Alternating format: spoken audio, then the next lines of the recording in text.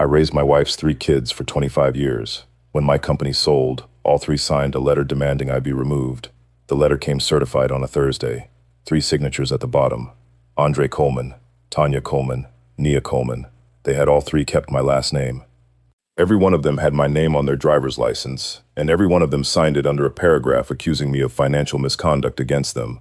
The letter demanded my removal as managing member of Coleman Heating and Air, LLC, the company I started in 1994 with 1 van and a beeper.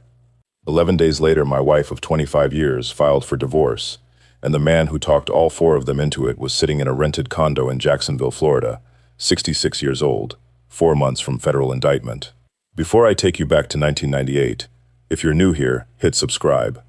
I tell these stories every day, and I would hate for you to miss the next one. Then tell me in the comments where you're watching from, and answer me this while you're there. If protecting somebody meant they'd hate you for it, would you still do it? I did it. It cost me my wife and all 3 of my children. Stay with me, because 8 months later, every one of them found out what I'd actually done.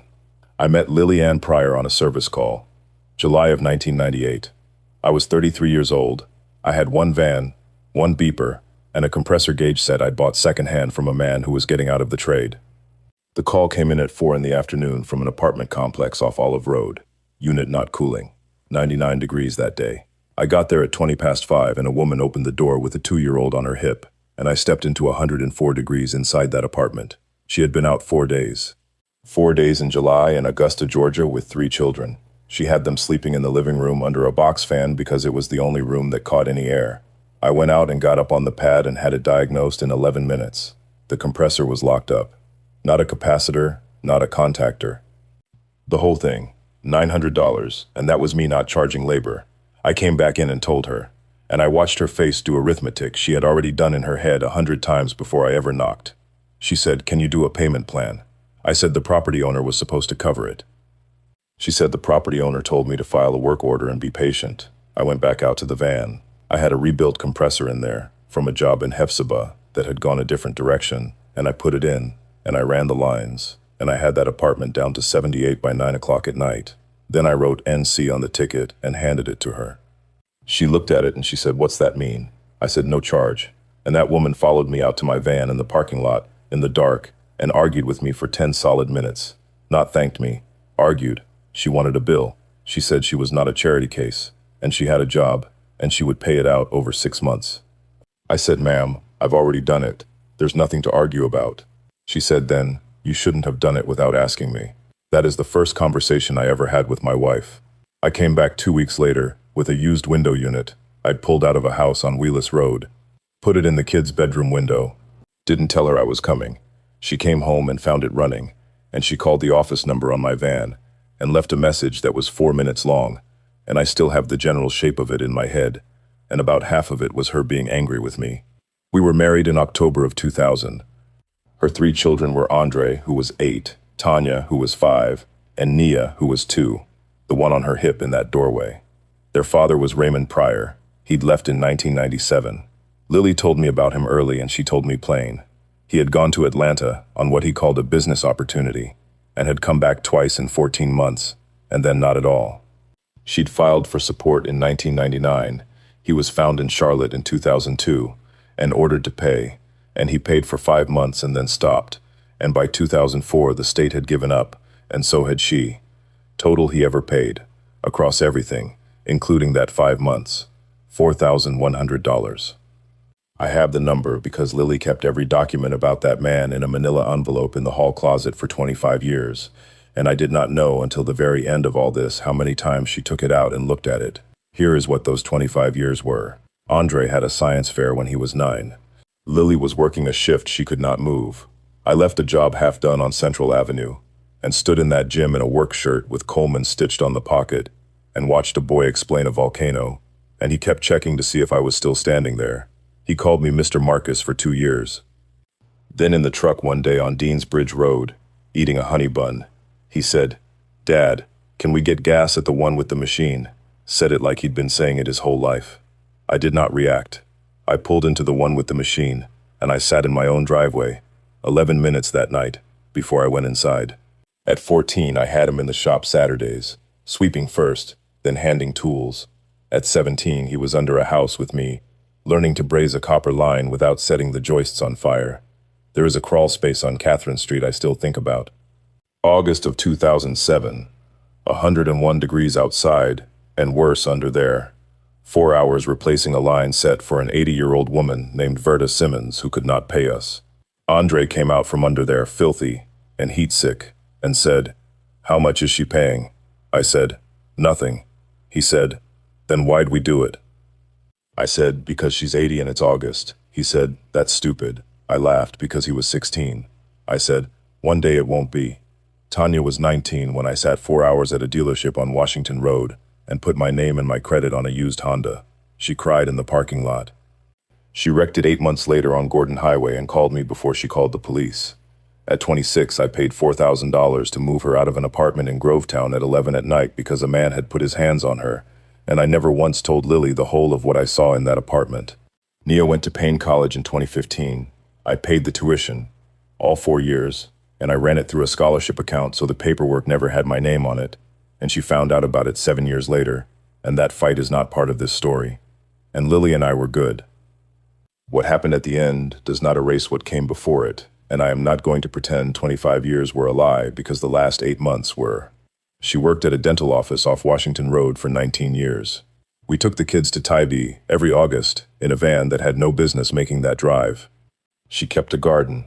I built her the raised beds in 2011, and she grew tomatoes she gave away to half of Bethlehem because we could never eat that many.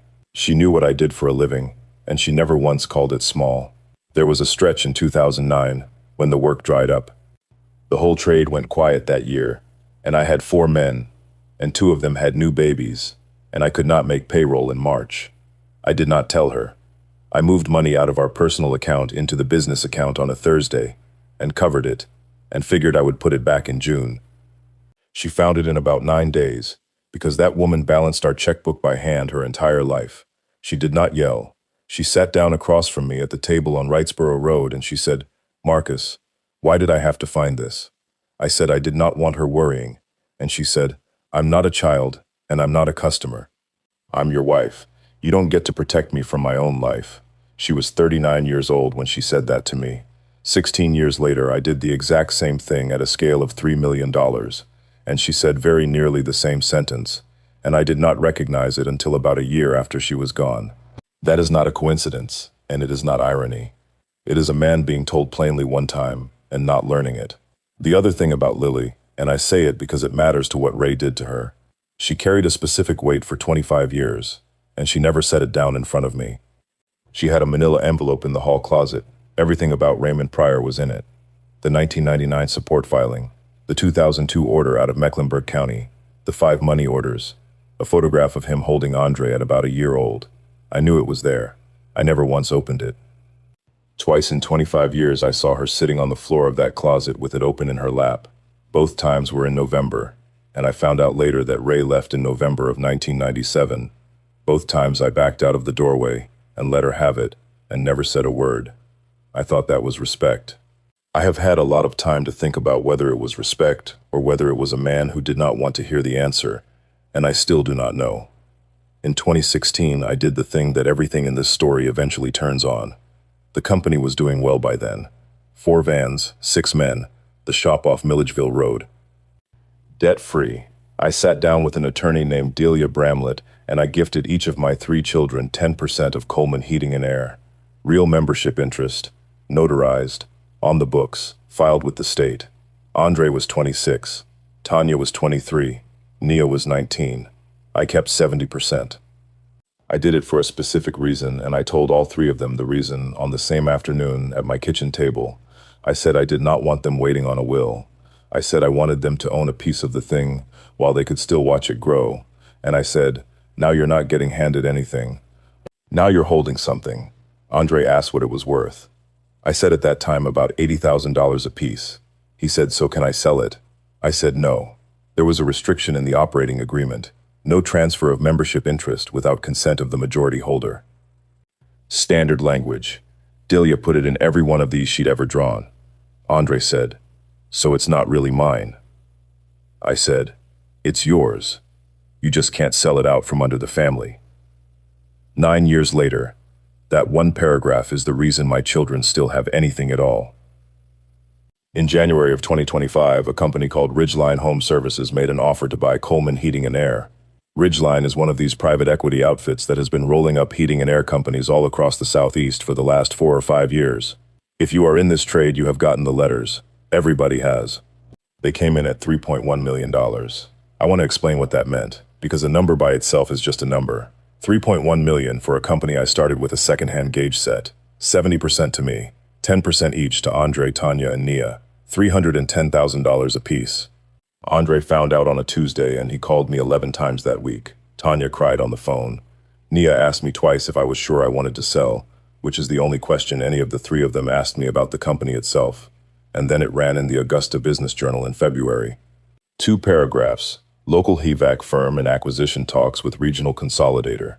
Price not disclosed, but they printed the range Ridgeline had been paying in the market, and anybody who could read could work it out inside of a minute. Ray Pryor read those 2 paragraphs in Jacksonville, Florida. I know he read them because his lawyer put it in a filing 18 months later trying to argue he had reconnected with his children out of paternal feeling. The government produced a search history. He had run his own children's names and my company's name in the same week that article ran. That is when he came back. Not because he missed them, because 3 people who shared his blood were 90 days from having $310,000 apiece. He came in March. He came in a diesel dually with chrome on it and a watch you could read across a room. He was in development, he said. Charlotte, Atlanta, coastal projects. Partners, he called Tanya first. That was not luck. Tanya is the one who had been asking about him since she was 14. She was the one who found him on social media in 2018 and messaged him and got nothing back and cried about it in her mother's kitchen for a week. And I know because I was standing in the hall. He picked the one who had already reached for him once and gotten nothing.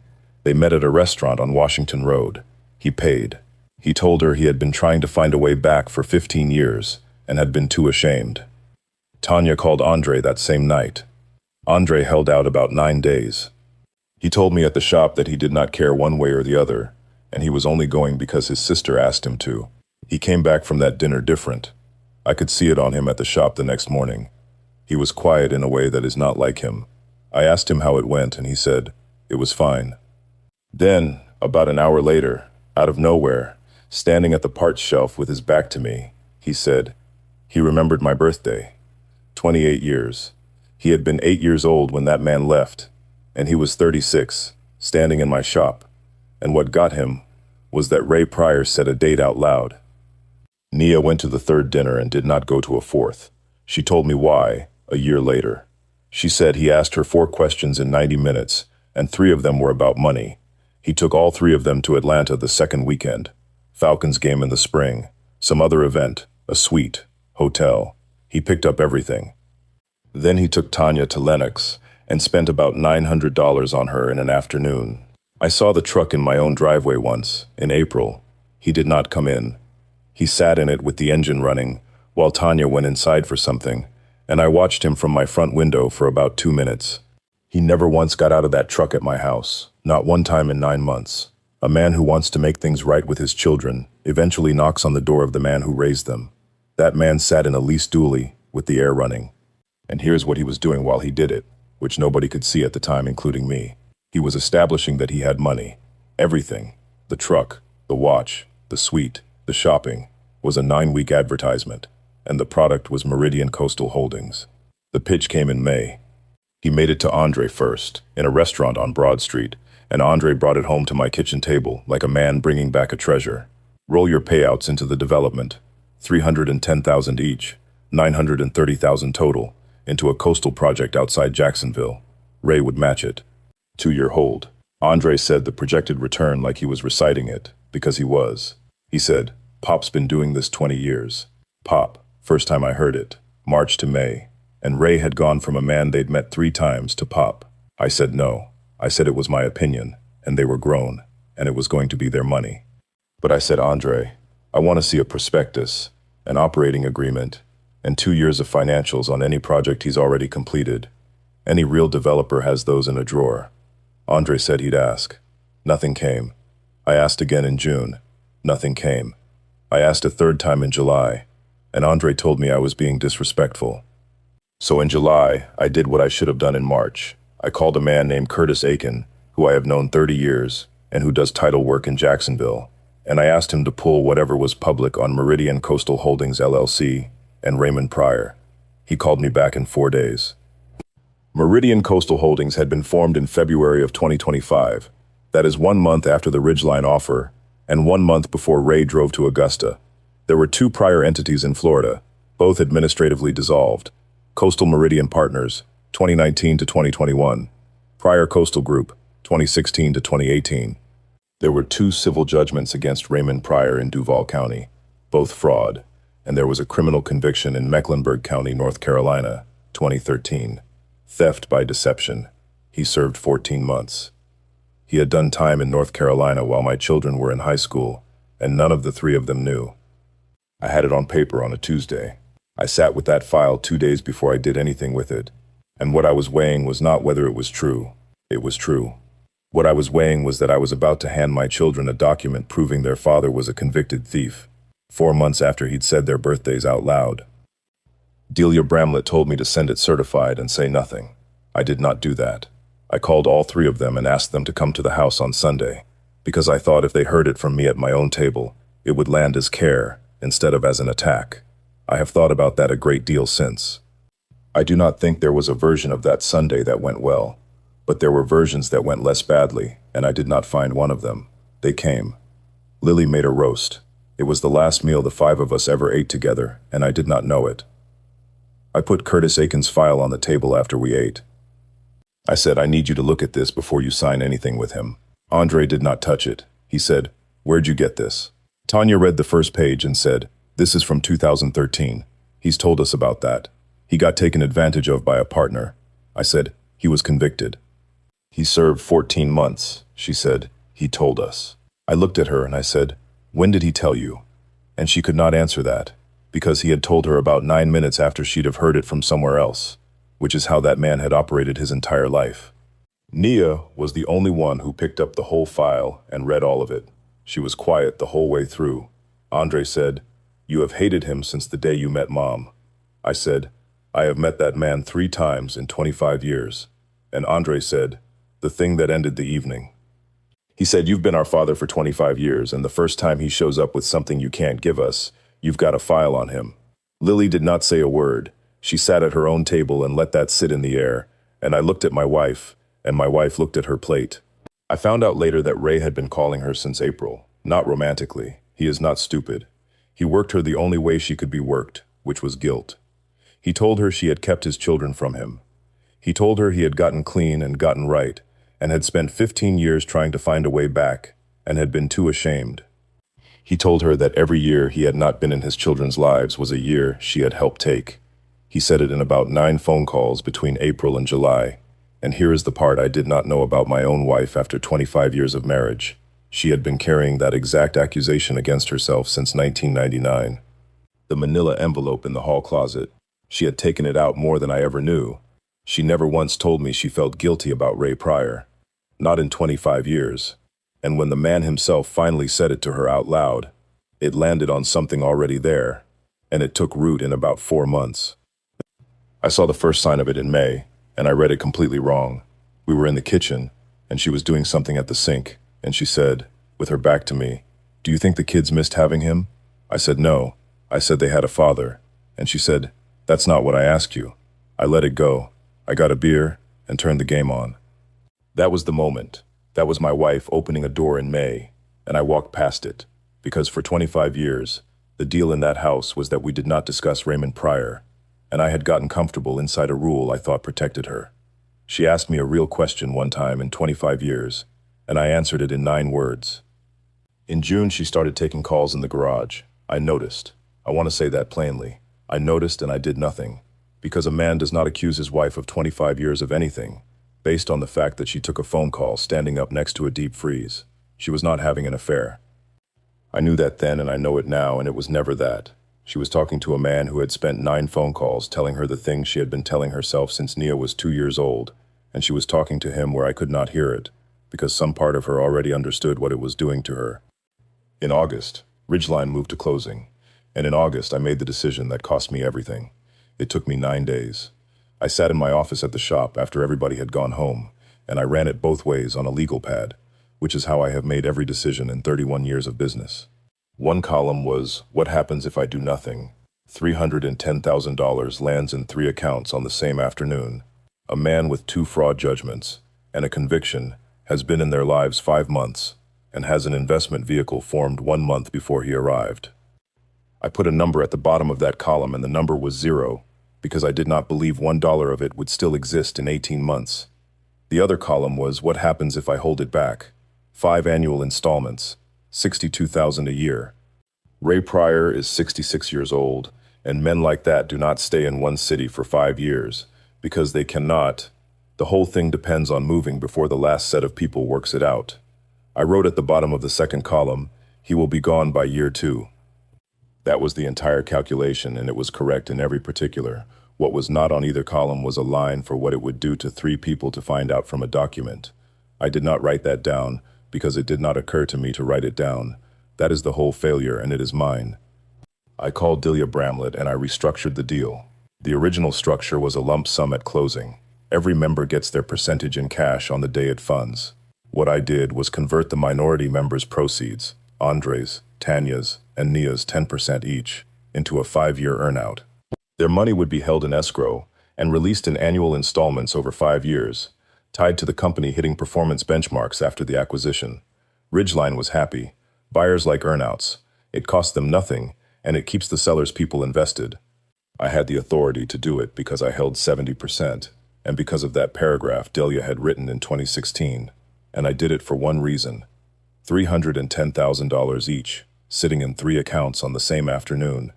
90 days after a man with 2 fraud judgments and a conviction had shown up asking them to invest it, was going to be gone by Christmas. An earnout meant there was nothing to hand him, not because anybody said no, because the money physically did not exist yet. I told myself I was buying time. I told myself that in 5 years they would be older, and Ray would be gone and they would have it. I did not tell them beforehand. That is the part I got wrong, and it is the only part, and it was enough. I should have sat all 3 of them down and said, here is what I am about to do and here is why.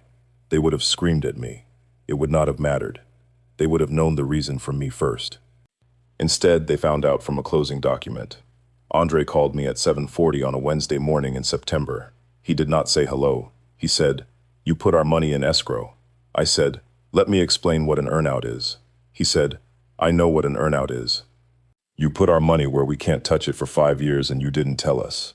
I said, I did it because that man is going to take it. There was a pause on that line that I have gone over probably 400 times, because somewhere in it, I think my son almost got there. Then he said, no, you did it because you couldn't stand that we had something you didn't hand us. Tanya called 40 minutes later. She was not angry the way Andre was angry. She was crying, and she kept saying the same sentence over and over, which was, you didn't even ask us. She was right, I did not. And standing in my own kitchen, instead of saying you're right, I should have asked you, and I'm sorry, which was the only true sentence available to me that morning, I said, Tanya, when you have all the facts you'll understand. To a 32-year-old, there is no version of my life in which I get to say that sentence and then be surprised at what showed up certified 11 days later. If you're still with me, hit subscribe. It takes 2 seconds, and it is the only reason stories like this keep getting made. Then drop a comment and tell me where you're listening from. Because what came next was a letter with 3 signatures on it, and one of those signatures was from the child I paid 4 years of college for, and I have never gotten all the way over it. The letter came September 25th. Certified. It was drafted by a lawyer in Columbia County that I later learned Ray Pryor recommended, and Ray Pryor paid the retainer on. It demanded my removal as managing member of Coleman Heating and Air, LLC. It alleged that I had exercised majority control in bad faith, that I had converted their membership interest to their detriment, and that I had a pattern of financial control over the family. That last phrase, a pattern of financial control over the family, is a phrase Ray Pryor used on Lilly in April. It went from his mouth, into her ear, into a lawyer's letter, in 5 months. 3 signatures. Andre Coleman, Tanya Coleman, Nia Coleman. Nia signed it. I want to be exact about what I did when I read it, because it was nothing. I read it twice at my kitchen table, and put it back in the envelope and set it on the counter, and went to work. They had no case. Delia told me that in about 11 minutes on the phone. The 2016 operating agreement gave the majority holder the authority I exercised. They had all three signed it, and a court was not going to unwind a closing structure because minority members were unhappy with the timing of their distributions. They never filed. The letter was the whole thing. But the letter was not for a judge. The letter was for Lilly. She filed on October 6th, 25 years. She sat at that same table and told me she had spent her whole life being managed by men and that she had not seen it because I was gentle about it. She said, "You made a $3 million decision about my children, and I found out from Andre. That was true." I had no answer for that, and I did not try to give her one. She said, "You've always decided what everybody gets, and when they get it. The tuition, the car, the apartment. You never once asked. You just decided, and everybody was supposed to be grateful." I said, "Lilly, I have never asked one of you to be grateful for anything." And she said, "You didn't have to ask." She moved out on the 19th of October into an apartment off Walton Way. Tanya helped her move. Andre helped her move. I sat in that house on Wrightsboro Road by myself on the 19th of October. Here is what the room looked like, because there is a thing about being left at 60 that nobody says. They took the pictures, all of them. 25 years of school photographs and beach trips and graduations came off the walls and off the shelves in about 40 minutes. And there were rectangles on the paint where the sun had not gotten to for 2 decades. I lived in that house with those rectangles for 4 months before I painted. Andre carried the couch out. He had one end and Tanya had the other, and I stood in the doorway of my own kitchen, and neither of them looked at me. The last thing that went out was a chest of drawers from the back bedroom, and it stuck on the doorframe the way it had stuck coming in 1999, and Andre could not get the angle, and without thinking about it at all, I said, "Lift the back end and come at it from your left," and he did it. 25 years of muscle memory. He lifted the back end and came at it from his left, and it went through clean, and then he stood in my driveway holding one end of a chest of drawers and realized what had just happened, and something went across his face, and he did not say anything, and he put it in the truck and he left.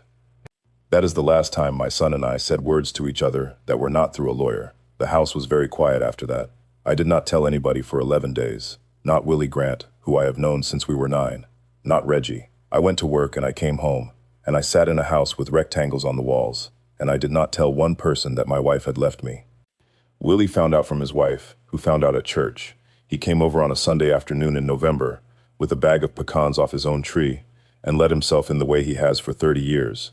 And he looked around that living room at the marks on the paint, and he sat down. He said, "How long?" I said, 3 weeks. He said, "Marcus," and I said, "I know."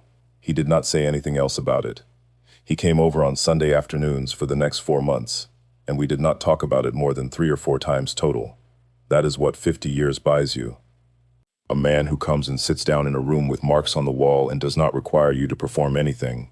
The divorce was not contested and it was not ugly, and Delia handled it, and it took until March. Lilly did well. That is a thing I want stated plainly because of what comes later. Georgia is an equitable division state. We were married 25 years, and I was sitting on the proceeds of a $3.1 million sale. She left that marriage with the house on Wrightsboro Road, half of the retirement, and a cash settlement of $680,000. I did not fight her on a dollar of it. I told Delia to be fair and stay out of the way. I bought a small place in Bethlehem, 3 bedrooms, and I moved in March, and by then I had lost all 3 of my children. Nia's was the worst of it, because Nia came to me. November. She came to the shop, not the house. She sat in my office and she said, "I need you to tell me you didn't do it to punish us." I said, "I did it, because that man has 2 fraud judgments and a conviction." She said, "That's not what I asked." And I said, and this is the sentence I have gone over more than any other in this whole thing. I said, "Nia, I'm not going to defend myself to you." She sat there a second. Then she said, "Okay." And she left. And I did not see my youngest child for 7 months. I was proud when I said it. That is the honest word.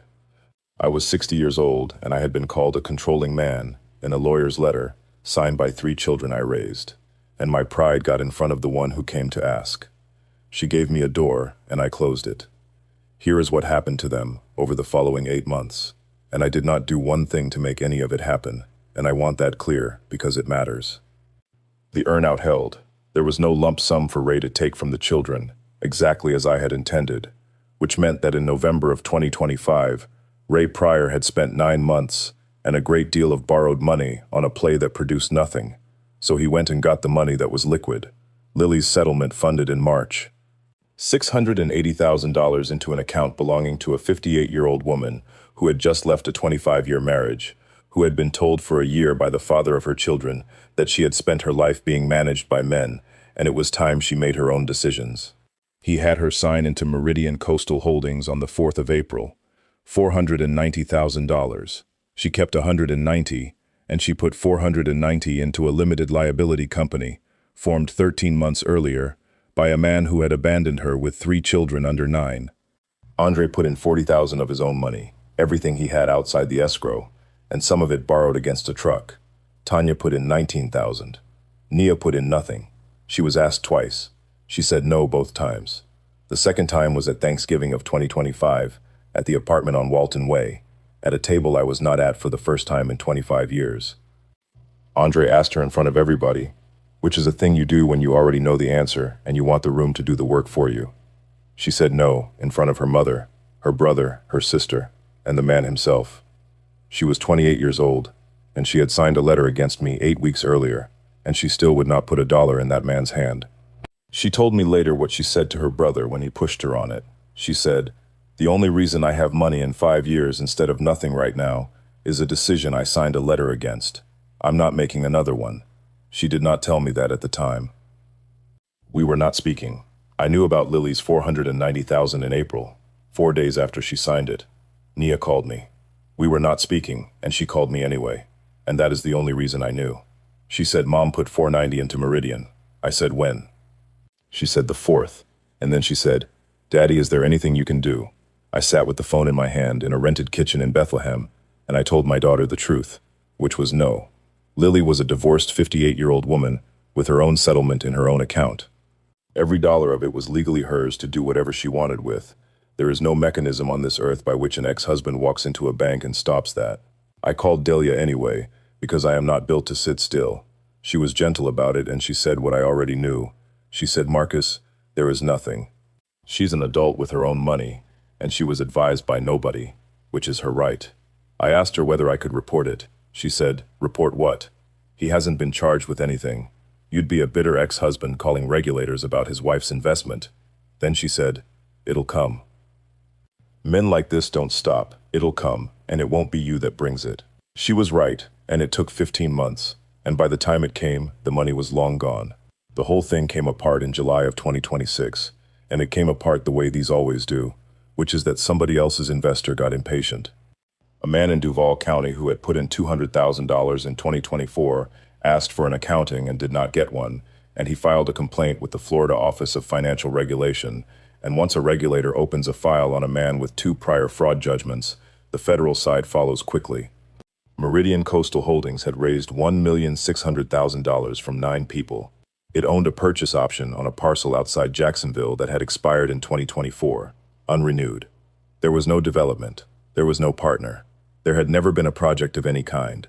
Of the money that came in, $430,000 had gone back out to earlier investors, which is what makes it the specific thing it is, and the rest had gone to a leased truck, a boat, an 11-month lease on a condo, and a woman in Nassau County named Charlene Mabry that none of his children had ever heard of. Raymond Pryor was indicted in September of 2026 on wire fraud and securities fraud. He went to trial in the spring because that man has never in his life believed he could not talk his way out of a room. He testified for 2 hours and 11 minutes. I was there for it.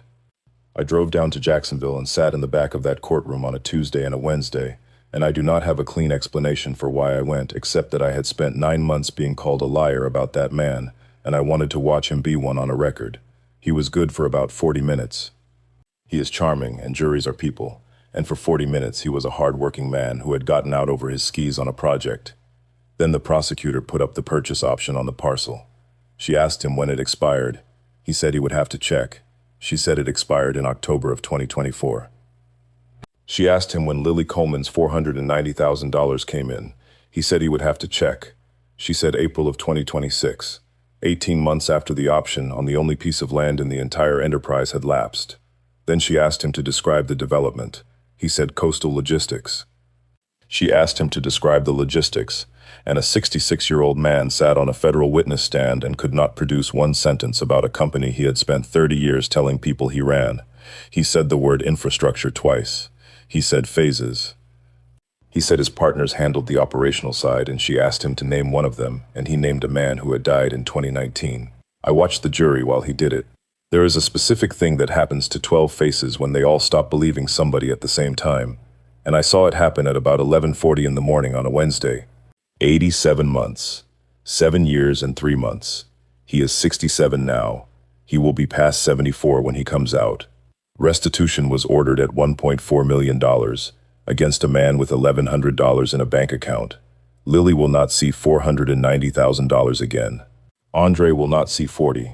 Tanya will not see 19. I was in that courtroom 2 days. I sat in the back. Nia sat with me the second day, and that is how we started talking again, and I will get to that. Andre and Tanya were not in that courtroom either day. Here is where everybody ended up. Andre is 36. He borrowed against his truck to put that $40,000 in, and the truck went in December of 2026, repossessed out of the lot, at his own job in front of the crew he leads. He is still in the trade, working for a company out in Evans as a lead tech, which is honest work, and he is good at it, and he learned every bit of it under a house on Catherine Street with me. He will never own a company. Not because anybody stopped him, because the $40,000 that would have started one is in a boat broker's account in Fernandina Beach. His first earnout installment came in April, $62,000. He has never once said the words to me. Not one time. What he did do was call Delia Bramlett's office in May and ask whether the earnout schedule could be accelerated. She told him no, and told him who structured it and why, and she told me about the call afterward because she thought I should know. Tanya is 33. She moved in with Lilly at the apartment off Walton Way, which is where they both still are, and she is working 2 jobs because $190,000 does not carry 2 women very far in a city where one of them used to own a house outright. She sent me one text in August. It said, "I hope you're happy." I did not answer it, and I am not going to. I will tell you the one that is hardest, and then I will move on from both of them. Tanya's daughter is 4 years old. Her name is Ren. I have not seen that child since October of 2025. She called me Papa. She was 3.5 the last time, and she is 4.5 now, and I do not know whether she remembers what I look like, and I have decided that if she does not, that is not a thing I did. Nia sends me a photograph sometimes, when she gets one. She does not tell Tanya she does it. I keep them in a drawer in the kitchen. I do not put them on the wall. There is a version of me that opens the door for a 4-year-old, and I understand exactly what that version would be signing up for, which is Lilly in my kitchen, and Tanya in my kitchen, and all of it back on my table inside of a month. I am not doing it. I have thought about it more than anything else in this whole story, and I am still not doing it, and if that makes me hard, then it makes me hard. The Ridgeline sale had a condition I would not move on, and it is worth a minute, because it is the only part of that year I got entirely right. 6 men worked for me. 2 of them had been with me over 15 years. When a consolidator buys a company like mine, the first thing that usually happens inside 18 months is that half the crew is gone, because the whole model is running the same revenue with fewer people. I would not sign without employment guarantees for all 6, in writing with terms. That negotiation took 5 weeks, and it cost me about $90,000 off the purchase price, and I have never told any of those 6 men what that clause cost, and I am not going to. Reggie Turner is regional operations manager over 4 markets now. He came to me at 19, half-raised, and all the way angry, and I almost did not hire him. He called me the week after Lilly left. He did not ask a question about it. He said, "Mr. C, I'm coming by Saturday to look at that gutter." There was nothing wrong with the gutter. He came by every Saturday for 2 months and looked at things that were not wrong. Lilly came to my house in Bethlehem in October of 2026, about a month after the indictment came down. She had lost $490,000. She had sold the house on Wrightsboro Road in June, the house I bought in 1999, because she could not carry it on $190,000 in a dental office salary. She came at about 7 in the evening on a Thursday, and I saw her through the glass. She had been crying before she got there. She stood on my step and she said my name twice. She said, "Marcus, I made a mistake." She said, "I know what you were doing now." Nia explained the earnout to me, and I understand it now. She said, 25 years, Marcus. And then she said the thing that decided it, and I do not think she knew she was doing it. She said, "I don't have anywhere else to go. I stood on the other side of my own front door, and I did not open it, not out of rage. There was no rage left in me by October of 2026. It had all burned off somewhere in the spring. I did not open it, because of the order of those sentences. She did not come because she understood what I had done. She came because she had nowhere else to go, and the understanding arrived attached to it. And in 25 years of marriage, I had learned exactly what that woman sounded like when she was working out a problem versus when she was out of options. She stood out there about 6 minutes. She talked the whole time. I could hear all of it through the door. She said she had sold the house. She said Tanya was working 2 jobs. She said the dental office had cut her to 4 days. She said, "I know you can hear me, Marcus." She said 25 years, and you won't open a door. And near the end of it, she said, "You always did this. You always decided, and then you went quiet." That is the only sentence she said on my step that was true. And she said it as an accusation on the night she came to ask me for a place to stay. Then she went back to her car. She has called 11 times since. I do not answer. Nia asked me, once, whether I would ever. She did not push it, and she has never brought it up again, and I gave her an honest answer, which was that I did not know. I have thought about it more than I let on. Here is where I land, on the nights I land anywhere. That woman argued with me in a parking lot in 1998 because she would not take $900 she had not earned. That is who I married. Whoever came to my door in October of 2026 had spent a year being told by Raymond Pryor that everything good in her life had been done to her, and she believed it, and she is going to be believing it for a while yet. I am not waiting for her. A man my age can waste his last 20 years waiting on a door. But I did not marry a foolish woman, and I did not spend 25 years with a cruel one, and I am not going to pretend I did just to make this story cleaner than it is. I hear about people wanting a man to be bigger than that. She sat at my table while her children accused me of financial control, and she did not open her mouth. She filed 11 days after a letter drafted by a lawyer that Ray Pryor paid for. She took $680,000 out of the company I built and put $490 of it into the hands of a man who owed her $4,100 in child support and had paid it over 5 months in 2002. I am not obligated to be bigger than that. Nobody is. Nia came back in June, before the trial, and she came back the hard way. She did not call and she did not text. She drove to the shop on Milledgeville Road on a Saturday morning and stood in the doorway of my office and said, "I was wrong," and I signed it, and I'm not going to explain why. That was it, no speech. I said, "Sit down." She sat down. I said I was wrong too. You came to me in November and asked me one question, and I told you I wouldn't defend myself. That was pride. You deserved an answer. She said, "Yes, I did." Then she said, "Give me the answer now." So I gave it to her. I told her about the 9 days and the legal pad and the 2 columns and the line at the bottom that said he will be gone by year 2. I told her I never wrote down what it would cost the 3 of them to find out from a closing document, and that it had not occurred to me to write it down. She listened to all of it. Then she said, "You could have told us in 9 days. You had 9 days." I said, "Yes." She said, "Say the rest of it." I said, "I thought you'd tell him." That is the whole thing. And it took me until June of 2026 to say it out loud to anybody. I did not restructure that deal, only to keep the money out of Ray Pryor's hands. I restructured it and kept it quiet because I did not trust my own children not to run straight to him with it, and I have never once been able to make that sound like anything other than what it is. Nia sat there a long time. Then she said, "You were right about that. Andre would have called him that night." And we sat in that office about an hour and did not fix all of it, and it took a long time after that, and there were 2 or 3 conversations that were very hard. But she had signed that letter and she said so, out loud, first thing, without a reason attached, and that is the only thing that could have opened that door. She testified in the fall. She was subpoenaed on the Meridian records. She had the group message from her sister's phone from 2025, and she had never deleted it, and her lawyer told her she could produce and stay out of the room. She sat in the chair. Andre's name was in that message chain. Tanya's was. Neither one of them has spoken to her since the day she sat down in it. She traded her brother and her sister for the truth, and she knew that was the trade when she made it, and she made it anyway. She works with me now, operations, on the Ridgeline side, reporting through Reggie. She has been at it a year, and she is better at it than I ever was. She asked me in the spring whether I regretted selling. I said no.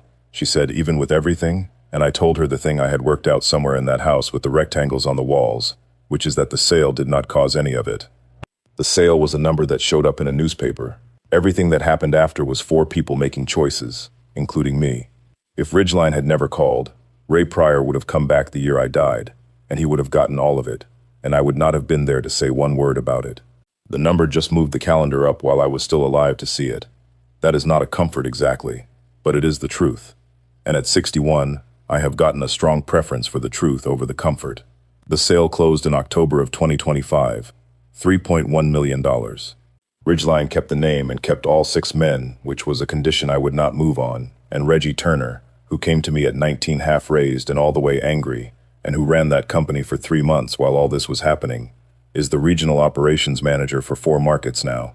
The first earn-out installment paid out in April of this year. All 3 of them got it. Andre, Tanya, and Nia. $62,000 apiece. On schedule. Exactly as structured. 4 more of those to go. Andre and Tanya are going to receive $248,000 each over the next 4 years because of the decision they signed a letter demanding my removal over.